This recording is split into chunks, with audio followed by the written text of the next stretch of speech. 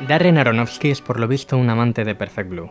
En su día compró los derechos de esta película para hacer un remake de imagen real.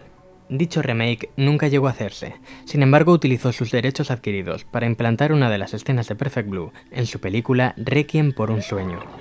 14 años después de la producción de Perfect Blue en 1997, nos llega en 2011 Cisne Negro. Pero, ¿de qué trata Perfect Blue? Mima es una cantante juvenil de pop a la que se le brinda la oportunidad de crecer en el mundillo artístico cuando le ofrecen un papel en una serie de televisión.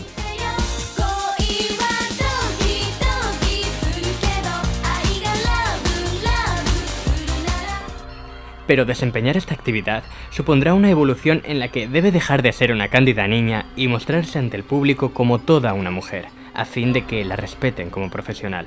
Esta conversión la inicia en un arduo viaje psicológico en el que termina por difuminar la realidad con la ficción, llegando incluso a ser acosada y usurpada por su yo interno, un alter ego que se manifiesta eventualmente y que parece por momentos controlar su voluntad.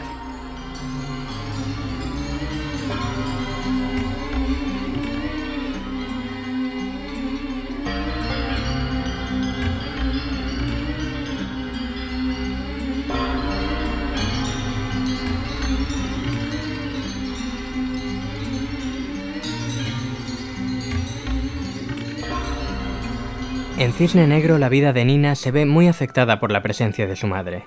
Pero, ¿y en Perfect Blue? Mima Kirigoe tiene una madre. La escuchamos hablando con ella en una escena de la película. Sin embargo, si hay algún personaje en el universo de Perfect Blue que tenga algún peso maternal, sin duda esa es su manager, Rumi. Es mejor como cantante que actriz. Mira, Rumi. Las modas han cambiado mucho desde que Rumi Hidaka era una estrella. Sí, ya lo sé.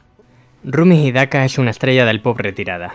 Sin lugar a dudas, de alguna manera se ve reflejada en Mima, la cual aún es joven y todavía tiene su carrera musical por delante. Por eso sufre tanto con ella en esta conversión artística, cuando Mima empieza a trastornarse.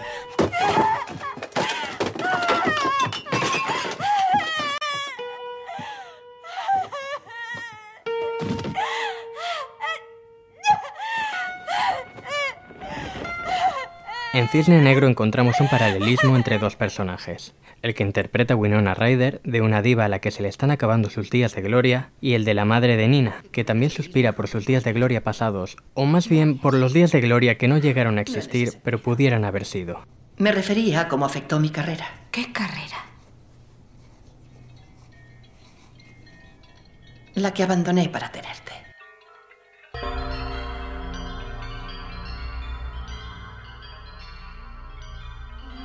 Donde antes nos encontrábamos con una familiar manager a la que se le había pasado su época de gloria, ahora nos encontramos con alguien a quien también se le ha pasado dicha época de gloria y que directamente es una madre. Así pues, podríamos decir que el personaje de la madre de Nina es un desarrollo sublevado del personaje de Rumi.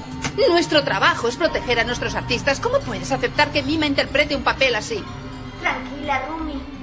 Interpretaré esa escena al fin y al cabo, por eso he decidido ser actriz. ¿Cómo he podido hacer algo tan horrible?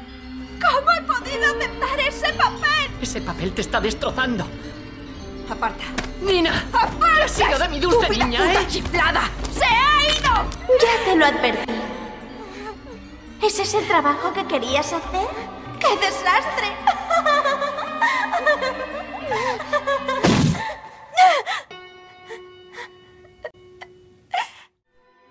Cabe decir que desde el punto de vista occidental, en Perfect Blue no podría entenderse hasta qué punto es relevante e importante el hecho de que Mima haya pasado de ser una cantante juvenil a una actriz en una serie de televisión para adultos, ya que Mima, por encima de todo, es una ídolo juvenil, no una cantante de pop.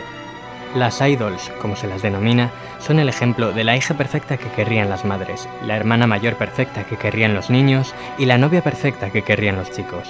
Las idols desprenden toda su feminidad, pero siempre desde un prisma endulzado e infantilizado que en principio pretende hacer olvidar que son seres sexuales.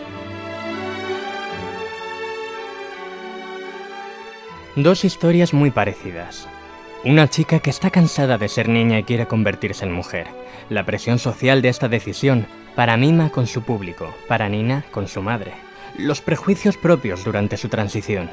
Sin duda, los motores de Perfect Blue son los de Black Swan, una película que nos da una de cal y una de arena.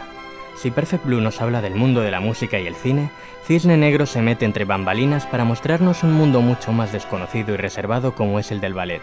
Actividad que además embellece indiscutiblemente la película, pero deja a su vez el argumento casi en segundo plano.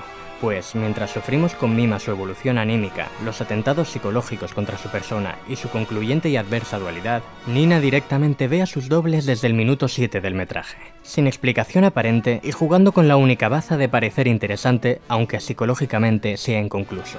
Como resultado, acabamos encontrándonos con que la historia de Nina es la de una bailarina que está muy estresada, mientras que Mima, con una base mucho más sólida y todo un triángulo psicológico estudiado a fondo, nos hace con su historia de paso una crítica al mundo del espectáculo en todas sus formas, y de cómo a menudo olvidamos que las figuras públicas también son personas, con su intimidad y sus propias decisiones.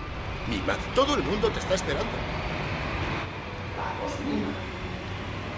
¿Lo ves? ¿Qué te había dicho? Era mucho mejor ser un ídolo, ¿verdad? No digas tonterías. ¿Quién demonios eres? ¿Qué quién soy? Soy un ídolo. Acabemos de una vez. No es necesario que existan dos mimas.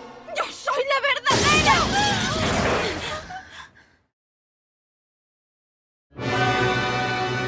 Parte negativa o positiva, según se mire, es que Cisne Negro juega con la pretenciosidad de ofrecerte una película complicada, pero de la que podrás salir del cine sabiendo que la has entendido. En cambio, con Perfect Blue hace falta más que un visionado para poder entenderla, dado que tiene un universo muchísimo más complejo, algo que molestará a los espectadores más sencillos, pero que agradecerán a aquellos a los que les gusta pensar y las buenas películas de thriller.